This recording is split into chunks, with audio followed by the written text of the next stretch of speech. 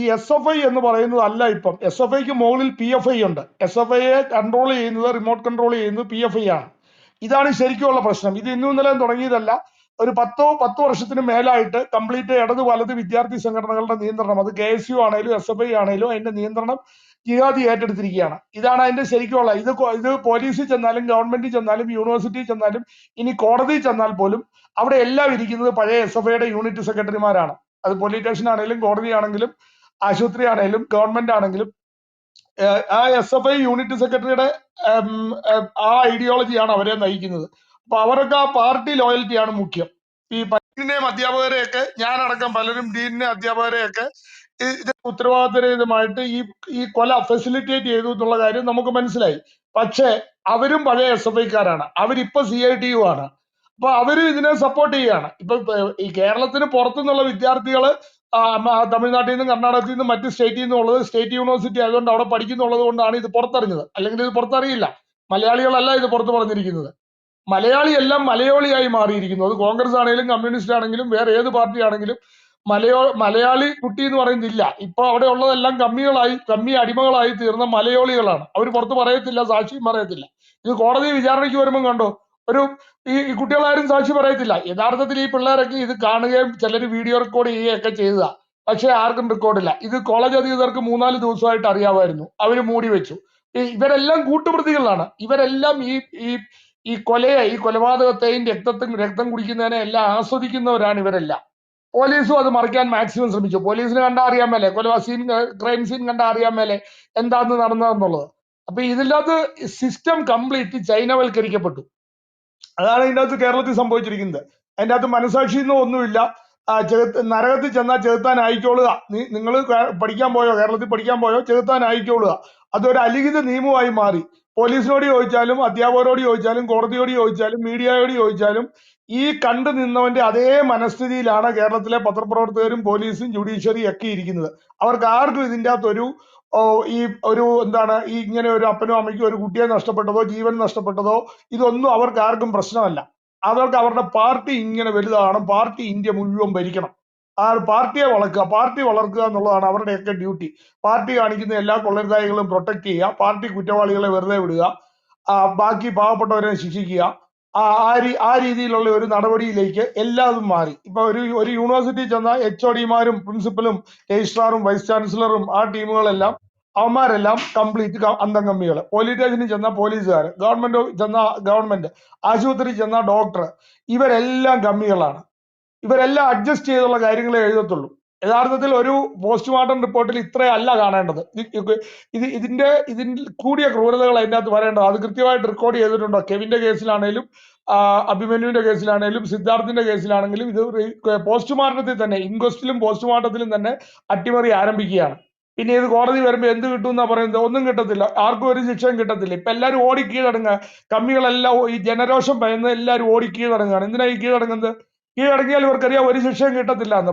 Police തെളിവ് നശിപ്പിച്ചു, case dilute ചെയ്തു, വ്യാജ തെളിവുകൾ ഇൻസേർട്ട് ചെയ്തു, ദൈവത്തിന്റെ തെളിവുകൾ വരെ നശിപ്പിക്കപ്പെട്ടു. അപ്പൊ പിന്നെ ശിക്ഷ കിട്ടത്തില്ല.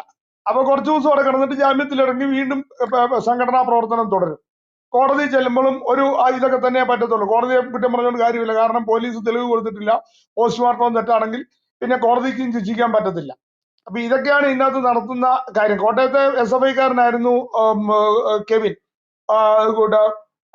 അമ്മ മുസ്ലിം ആയിട്ടുള്ള ഒരു കുട്ടിയെ പ്രേമിച്ചതിന്റെ പേരിലാണ് അവനെ മൃഗീയമായിട്ട് പോലീസ് ജീപ്പ് എസ്കോർട്ട് പോയി, പോലീസാണ് അവനെ പിടിച്ചു കൊടുക്കുന്നത്. ഇവന്മാർക്ക്, കൊലപാതകികൾക്ക് കെവിനെ പിടിച്ചു കൊടുക്കുന്നത് പോലീസാണ്. പക്ഷെ കേസിൽ അതില്ല. മൃതശരീരം കണ്ടെടുക്കുമ്പം ലൈംഗിക അവയവങ്ങൾ കട്ട് ചെയ്ത് നീക്കപ്പെട്ടിരിക്കുന്നു, കണ്ണ് ചൂഴ്ന്നെടുത്തിരിക്കുന്നു. അതൊരു പുസ്തകത്തിൽ പറഞ്ഞിരിക്കുന്നത് അങ്ങനെയാണ്. അവരുടെ പെൺകുട്ടികളെ പ്രേമിച്ചു കഴിഞ്ഞാൽ ഇങ്ങനെയാണ് ശിക്ഷിക്കേണ്ടതെന്നാണ് പറഞ്ഞിരിക്കുന്നത്. അത് അതേപടി മതകോടതി, അതായത് SFI കോടതി എന്ന് പറയുകയല്ല ചെയ്യുന്നത്. SFI കോടതിയുടെ അകത്ത് ഒരു മതകോടതിയും വർക്ക് ചെയ്യുന്നുണ്ട്. അതാണ് ഇവിടുത്തെ മീഡിയ മറച്ചു വെക്കുന്നത്. ഈ SFIയുടെ പാർട്ടി കോടതി എന്ന് പറയുന്നത് നേരത്തെ ചുവന്ന കോടതിയായിരുന്നു, ഇപ്പൊ പച്ച കോടതിയാണ്. ഇതാണ് ഇവിടെ മറച്ചു വെച്ചിരിക്കുന്നത്. ക്യാമ്പസിലല്ല. അപ്പൊ ഞാൻ കോളേജിൽ പഠിക്കുന്ന സമയത്ത് ഒരു നല്ല പ്രിൻസിപ്പൽ സാറിന്റെ കൂടെ വർക്ക് ചെയ്തിട്ടുണ്ട്. അദ്ദേഹം ഈ റാഗിങ്ങും പരിപാടിയും നടത്തിക്കൊണ്ടിരുന്നവന്മാരെ നല്ല സുഖമായിട്ട് തല്ലിച്ചതച്ചു അദ്ദേഹത്തെ യൂണിവേഴ്സിറ്റി സസ്പെൻഡ് ചെയ്തു. സസ്പെൻഡ് ചെയ്തിട്ട് ആ യൂണിവേഴ്സിറ്റിയുടെ വൈസ് ചാൻസലറുടെ മകൻ റാഗിങ്ങിൽ കൊല്ലപ്പെട്ട് കഴിഞ്ഞപ്പോൾ ആ വൈസ് ചാൻസലറുടെ ഇദ്ദേഹത്തെ തിരിച്ചു വിളിച്ച്, നിങ്ങൾ ഇവിടെ പ്രിൻസിപ്പൽ ആയിരുന്നെങ്കിൽ എന്റെ മകൻ കൊല്ലപ്പെടുകയായിരുന്നു എന്ന് പറഞ്ഞ് ആ സസ്പെൻഷൻ പിൻവലിച്ചു. അദ്ദേഹം ഇപ്പോഴും പ്രിൻസിപ്പൽ തന്നെയാണ്. അപ്പൊ ആ രീതിയിലുള്ള പ്രിൻസിപ്പൽമാരും HOD-മാരുമാണ് വരേണ്ടത്, അല്ലാണ്ട് അന്തംഗമ്മികളല്ല കോളേജിൽ പ്രിൻസിപ്പൽ-ആയിട്ടും HOD ആയിട്ടും ഇരിക്കേണ്ടത്. ആദ്യം ചെയ്യേണ്ടത് കോളേജിലും സ്കൂളിലുമുള്ള ഇടതുപക്ഷധാരികളെ, ഇടതുപക്ഷമാണ് ശരിയെന്നും ഇടതുപക്ഷം ഹൃദയകക്ഷം എന്നൊക്കെ പറഞ്ഞു നടക്കുന്ന കംപ്ലീറ്റ് ഇടത് അധ്യാപകരെ ഇമ്മീഡിയറ്റ് ആയിട്ട് പുറത്താക്കുക എന്നുള്ളതാണ് ഇത് ചെയ്യേണ്ട ആദ്യത്തെ പരിപാടി. കാരണം എല്ലാ തെമ്മാടിത്തരവും, കഞ്ചാവും കള്ളും വ്യഭിചാരവും സകല പരിപാടിയും ഈ ക്യാമ്പസിൽ പ്രൊമോട്ട് ചെയ്യുകയും പ്രൊട്ടക്ട് ചെയ്യുകയും ചെയ്യുന്നത് ഈ ഇടത് അധ്യാപക സംഘടനകളും ഇടത് അധ്യാപകരുമാണ്. അവരുള്ളിടത്തോളം കാലം ഈ ദുരിതം തുടരും. അതുകൊണ്ട് ഇത് കേന്ദ്രമോ നിയമം ഉണ്ടാക്കി ഈ ചൈനയെ പിന്തുണയ്ക്കുന്ന ഇടതുപക്ഷ കമ്മ്യൂണിസ്റ്റ് ഐഡിയോളജി ഉള്ള വ്യക്തികളെ കേരള ഗവൺമെന്റ് സർവീസിൽ നിന്നും, എല്ലാ ഗവൺമെന്റ് സർവീസിൽ നിന്നും, അധ്യാപക ജോലിയിൽ നിന്നും ഇവരെ ഇമ്മീഡിയറ്റ് ആയിട്ട് പുറത്താക്കുക എന്നുള്ളതാണ്, മാറ്റി നിർത്തുക എന്നുള്ളതാണ്. അവർക്ക് അവരുടെ തന്നെ ഭാഷയിൽ പറഞ്ഞാൽ അവർക്ക് വിസിബിലിറ്റി കൊടുക്കരുത്, അവരെ മാറ്റി നിർത്തുക. അവരാണ് രാജ്യം നശിപ്പിക്കുന്നത്. ഇപ്പൊ തന്നെ കേരളത്തില് സ്കൂളുകളിൽ തുടങ്ങി ചൈനയിലെ പോലെ കമ്മ്യൂണിസം പഠിപ്പിക്കാൻ തുടങ്ങി. അതിന് ചൈനീസ് കമ്പനികളുടെ CSR ഫണ്ട് ഉപയോഗിച്ച് സ്കൂൾ നവീകരണമെന്നും പറഞ്ഞ് ചൈനയിലെയും കൊറിയയിലെയും പോലെ ഈ കൊലപാതക രാഷ്ട്രീയവും കമ്മ്യൂണിസവും സ്കൂൾ തുടങ്ങി ശാസ്ത്രീയമായി പഠിപ്പിക്കാൻ തുടങ്ങി. ഒരു സബ്ജക്റ്റാണ് കമ്മ്യൂണിസവും, ഒരു സബ്ജക്റ്റാണ്. അപ്പൊ ആ രീതിയിലുള്ള പരിപാടികൾ കേരളത്തിൽ ഗ്രൗണ്ട് ലെവലിൽ കഴിഞ്ഞ 10-20 വർഷമായിട്ട് നടക്കുന്നുണ്ട്. ഇതൊന്നും ആരും നോട്ട് ചെയ്യപ്പെടുന്നില്ല. അതായത് റാഡിക്കലൈസേഷൻ, കമ്മ്യൂണിസവും ജിഹാദിസവും ഗവൺമെന്റ് ഫണ്ടിങ്ങിൽ തന്നെ കേരളത്തിൽ തുടങ്ങിയിരിക്കുന്നു. അപ്പൊ ഇതിന്റെ അകത്ത് ആരെ വിഴുങ്ങും എന്നുള്ളത് അവസാനം കാണേണ്ട ആവശ്യമാണ്. കമ്മ്യൂണിസം ജിഹാദിയെ വിഴുങ്ങുമോ, ജിഹാദി കമ്മ്യൂണിസ്റ്റിനെ വിഴുങ്ങുമോ എന്നുള്ളത്. ഇപ്പോഴത്തെ സാഹചര്യത്തിൽ ജിഹാദി കമ്മ്യൂണിസ്റ്റിനെ വിഴുങ്ങിയിരിക്കുകയാണ്. ഈ മാരകമായിട്ടുള്ള മനുഷ്യനെ കൊല്ലുന്ന ഐഡിയോളജികളൊക്കെ കേരളത്തിലെ സ്കൂളുകളിലും കോളേജുകളിലും കയറി നിരങ്ങാൻ തുടങ്ങിയിരിക്കുന്നു. ഇത് കൃത്യമായി കേന്ദ്രത്തിന് മാത്രമേ ഇതിൻ്റെ അകത്ത് ചെയ്യാൻ പറ്റത്തുള്ളൂ. കേന്ദ്രം നിയമനിർമ്മാണം കൊണ്ടുവരണം. അതുപോലെ കേരളത്തിലെ ജനങ്ങള് സ്വയം മനസ്സിലാക്കണം. സ്വാതന്ത്ര്യം കിട്ടി 10-68 വർഷമായി കേരളം ഫോം ചെയ്തിട്ട്. 1956-ലാണ് കേരളം ഉണ്ടാകുന്നത്. ഇന്നേ ദിവസം വരെ രാജ്യത്തിന്റെ കൂടെ നിൽക്കാൻ, ഇന്ത്യയുടെ കൂടെ നിൽക്കാൻ മലയാളി പഠിച്ചിട്ടില്ല. മലയാളി കമ്മ്യൂണിസ്റ്റുകാരും കോൺഗ്രസ്സുകാരും പറയുന്ന ഇന്ത്യയിലെ മറ്റുള്ള ആൾക്കാരെക്കാട്ടിലും കൂടുതൽ കൊമ്പുള്ള ആൾക്കാരാണെന്നുള്ള ഒരു അഹങ്കാരം വെച്ച് പുലർത്തി പ്രബുദ്ധരെന്ന് സ്വയം വിളിച്ച് അവസാനം കേരളം നശിച്ചു. ബാക്കി സ്റ്റേറ്റുകൾ മുന്നോട്ടാണ്. അവര് വികസനത്തിൽ കുതിക്കുകയാണ് ബാക്കി സ്റ്റേറ്റുകൾ. കേരളം മാത്രം ഡെയിലി പുറകോട്ട് പോയിക്കൊണ്ടിരിക്കുന്നു. അതിന്റെ മൂല കാരണം ഈ കമ്മ്യൂണിസവും ജിഹാദിസവും കോൺഗ്രസും ചേർന്നുള്ള UPA മാഫിയാണ്. അതിന് കേരളത്തെ കീഴടക്കിയിരിക്കുന്നത് കമ്മ്യൂണിസ്റ്റും ജിഹാദിയുമാണ്. ഇത് കേരളത്തിലെ ജനത മനസ്സിലാക്കിയേ പറ്റത്തുള്ളൂ. കേന്ദ്രത്തിൽ നിയമം ഉണ്ടാക്കാനേ പറ്റത്തുള്ളൂ. ഈ കുട്ടിക്ക് ആദരാഞ്ജലികൾ അർപ്പിക്കുന്നു, അവരുടെ പേരൻസിനോട് സഹതപിക്കുന്നു, അനുശോചനം രേഖപ്പെടുത്തുന്നു. പക്ഷെ അതിലെല്ലാം ഉപരിയായി ഇതിൻ്റെ അകത്തെ യഥാർത്ഥ പ്രതികൾ എന്ന് പറയുന്നത് കേരളത്തിലെ അധ്യാപക സംഘടനകളും അധ്യാപകരുമാണ്. അതുപോലെ കേരള ഗവൺമെന്റ് ആണ്. ആ ഗവൺമെന്റ് എന്ന് പറയുമ്പോൾ തീർച്ചയായിട്ടും ഗവൺമെന്റ് ഉദ്യോഗസ്ഥന്മാരുണ്ട്, രാഷ്ട്രീയ പാർട്ടികളുണ്ട്, പോലീസുണ്ട്, കോടതിയുണ്ട്, യൂണിവേഴ്സിറ്റികളുണ്ട്, മീഡിയ ഉണ്ട്. ഇതെല്ലാം കൂടെ കൂടുന്നതാണ്. ഇവരെല്ലാവരും ഇതിൻ്റെ അകത്ത് പങ്കാളികളാണ്. അപ്പൊ ഈ കുറ്റവാളിക്ക് ശിക്ഷ ഉറപ്പിക്കുന്നതോടൊപ്പം ആ കുറ്റം ചെയ്യുന്ന സാഹചര്യം അവിടെ നിലനിൽക്കുന്നുണ്ടെങ്കിൽ വീണ്ടും ഇതെല്ലാം ആവർത്തിക്കപ്പെടും. നാളെയും ഇത് ആവർത്തിക്കപ്പെടും. അതുകൊണ്ട് ആ സാഹചര്യം തുടച്ചു നിൽക്കുക. ഇടതുപക്ഷ സംഘടനകളെ ഗവൺമെന്റിന്റെ എല്ലാ മേഖലകളിൽ നിന്നും അതിൽ ഉൾപ്പെട്ടവരെയും പുറത്തു മാറ്റുക. ഇപ്പം അമ്പല കമ്മിറ്റിയിൽ ഇവർ കയറി, ക്ഷേത്ര കമ്മിറ്റികളിൽ കയറി, എന്താ ചെയ്യുന്നതെന്ന് കണ്ടത്? അവിടെ മുഴുവൻ നശിപ്പിച്ചുകൊണ്ടിരിക്കുക. ക്ഷേത്ര ആരാധനകളും കാര്യം അത് തന്നെയാണ്. അതുപോലെ തന്നെ വിദ്യാഭ്യാസം എന്ന് പറയുന്നത് ഒരു ക്ഷേത്രം പോലെയാണ്, പരിശുദ്ധമായ സ്ഥലമാണ്. ക്ഷേത്രങ്ങളും അമ്പലങ്ങളും, ഇപ്പൊ ശബരിമല അമ്പലം നശിപ്പിക്കാൻ ഇവർ ശ്രമിച്ചു, ആചാരങ്ങളും അനുഷ്ഠാനങ്ങളും എല്ലാം നശിപ്പിക്കാൻ ശ്രമിച്ചു. അതേ പണി തന്നെയാണ് ഇവർ വിദ്യാഭ്യാസത്തിലും. വിദ്യാലയം എന്ന് പറയുന്നത് വിദ്യാക്ഷേത്രമാണ്. അതും അവിടെയും ചെയ്യുന്നത് ഇതേ പരിപാടി തന്നെയാണ്. എന്നാൽ ഇതേ സമയത്ത് ഇവർക്ക് ഈ നവോത്ഥാനം ഒന്നും നടത്താൻ, ക്രിസ്ത്യൻ സ്കൂളുകളിൽ നടത്താൻ ശ്രമിച്ചു, ക്രിസ്ത്യാനികൾ ജോയിന്റ് ആയിട്ട് അതിനെ തടഞ്ഞു. മുസ്ലിം സ്കൂളുകളുടെ അടുത്തേക്കോ കോളേജിന്റെ അടുത്തേക്കോ ഇവന്മാർ പോകത്ത് പോലുമില്ല, പേടിയാ. അപ്പൊ ഈ SFI കാണിക്കുന്നത് മൊത്തം വ്യാജമാണ്. ഞാനൊക്കെ ചെറുപ്പത്തിൽ KSU പ്രവർത്തിക്കുമ്പോൾ ആദ്യത്തെ മുദ്രാവാക്യം അക്കിത്തായിയുടെ, മുരളിയുടെ, പൗലോസിന്റെ, ജോസിന്റെ എന്നാണ്.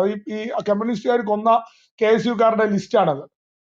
അവരെ സ്മരിച്ചുകൊണ്ടാണ് പണ്ട് KSU അല്ലെങ്കിൽ കോൺഗ്രസ്സുകാർ അവരുടെ രക്തസാക്ഷികളെ സ്മരിച്ചുകൊണ്ടായിരുന്നു, കമ്മ്യൂണിസ്റ്റുകൾ കൊന്നവരെ ആദരിച്ചുകൊണ്ടായിരുന്നു മീറ്റിംഗ് ആരംഭിച്ചിരുന്നത്.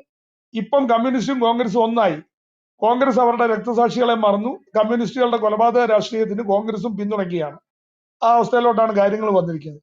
കേരളം എത്രത്തോളം നരകമായി എന്നുള്ളത് ആലോചിക്കുക. ഇത് NIA അന്വേഷണം നടത്തിയാൽ മാത്രമേ ഇതിനകത്ത് എന്തെങ്കിലും തെളിവ് ഇനി നശിപ്പിക്കാതെ ഉണ്ടെങ്കിൽ, കേരള പോലീസ് നശിപ്പിക്കാതെ എന്തെങ്കിലും തെളിവുണ്ടെങ്കിൽ, ഈ സിദ്ധാർത്ഥിന് നീതി കിട്ടണമെന്നുണ്ടെങ്കിൽ തീർച്ചയായിട്ടും അത് NIA അന്വേഷിക്കണം ഈ കേസ്. കാരണം ഇതൊരു ഓർഗനൈസ്ഡ് UAPA ക്രൈമാണ്, ഓർഗനൈസ്ഡ് ക്രൈമാണ്.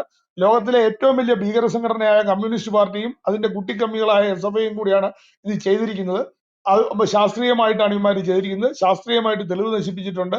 അപ്പൊ അതുകൊണ്ട് എത്രയും പെട്ടെന്ന് NIA അന്വേഷണം ഇതിനകത്ത് പ്രഖ്യാപിക്കണം. അതിനുവേണ്ടി ആ പേരൻസ് അപേക്ഷ കൊടുക്കണം, അല്ലെ കോടതിയിൽ ഉടൻ തന്നെ അവര്, കാരണം ഈ പേരൻസ് കോടതിയിൽ പോകാണ്ടിരിക്കാൻ വേണ്ടിയാണ് കള്ളക്കമ്മികൾ ഇപ്പൊ കീഴടങ്ങിയിരിക്കുന്നത്, തെളിവ് നശിപ്പിച്ചതിന് ശേഷം കീഴടങ്ങിയിരിക്കുന്നത്. അപ്പൊ അതുകൊണ്ട് പ്രശ്നത്തിന് പരിഹാരമാകുന്നില്ല. ഞാൻ ആ പേരൻസിനോട് പറയുന്നത്, നിങ്ങൾ എത്രയും പെട്ടെന്ന് ഹൈക്കോടതിയെ സമീപിക്കുക, കേസ് ഫയൽ ചെയ്യുക.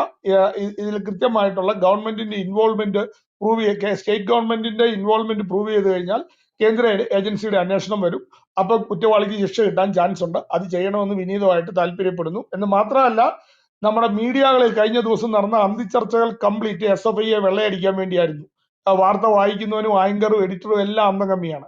എന്നിട്ട് കുറെ ചർച്ചിക്കാൻ വന്നിരുന്നവന്മാരും വന്നിരുന്ന് കംപ്ലീറ്റ്, ഞാൻ ഇന്നലെ ഏതിലാണ് മാതൃഭൂമിയിലും ഏഷ്യാനെറ്റിലും ഒക്കെ കണ്ടിരുന്നു ചർച്ച, മനോരമയിലും ഒക്കെ. എല്ലാം ഇവര് ഇതിനെ ന്യായീകരിച്ചുകൊണ്ടുള്ള പരിപാടിയാണ് നടത്തുന്നത്. വെച്ചാൽ പ്രതികൾ ശിക്ഷിക്കപ്പെടരുതെന്ന് മീഡിയയ്ക്ക് കൂടെ നിർബന്ധമുണ്ട്. ഇതാണ് അവസ്ഥ. അപ്പൊ ഇനിയിപ്പോ കോടതിക്ക് മാത്രമേ എന്തെങ്കിലും നീതി പ്രൊവൈഡ് ചെയ്യാൻ പറ്റത്തുള്ളൂ. അതുകൊണ്ട് എത്രയും പെട്ടെന്ന് ഹൈക്കോടതിയെ സമീപിക്കാനും കേന്ദ്ര ഗവൺമെന്റിനെ സമീപിക്കാനും ആവശ്യപ്പെടുന്നു.